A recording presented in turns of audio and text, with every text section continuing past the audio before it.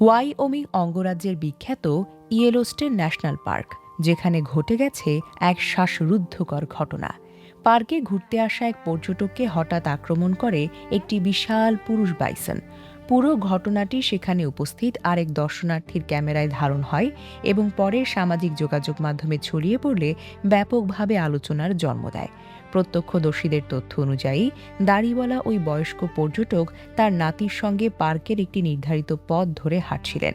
ঠিক সেই সময় কাছাকাছি অবস্থান করা একটি বিশাল আকৃতির পুরুষ বাইসন আচমকা উত্তেজিত হয়ে তাদের দিকে তেড়ে আসে। পরিস্থিতি বুঝে ওঠার আগেই প্রাণীটি পর্যটককে মাথা দিয়ে প্রচণ্ড জোরে আঘাত করে। আঘাতের তীব্রতায় তিনি কয়েক ফুট পর্যন্ত শূন্যে ছিটকে পড়ে মাটিতে আছড়ে পড়েন। ঘটনার পর আশেপাশে থাকা পর্যটকদের মধ্যে আতঙ্ক ছড়িয়ে পড়ে। অনেকেই দ্রুত নিরাপদ দূরত্বে সরে যান, আর কয়েকজন আহত ব্যক্তিকে সাহায্য করতে এগিয়ে আসেন। পরে পার্কের জরুরি উদ্ধারকারী দল ঘটনাস্থলে পৌঁছে আহত পর্যটককে প্রাথমিক চিকিৎসা দিয়ে হাসপাতালে পাঠায়। প্রাথমিকভাবে জানা গিয়েছে তিনি গুরুতর আহত হলেও চিকিৎসাধীন রয়েছেন। বিশেষজ্ঞরা বলছেন, বাইসন দেখতে শান্ত স্বভাবের মনে হলেও নিজেদের এলাকা বা বাচ্চা নিরাপত্তা নিয়ে তারা অত্যন্তই সংবেদনশীল।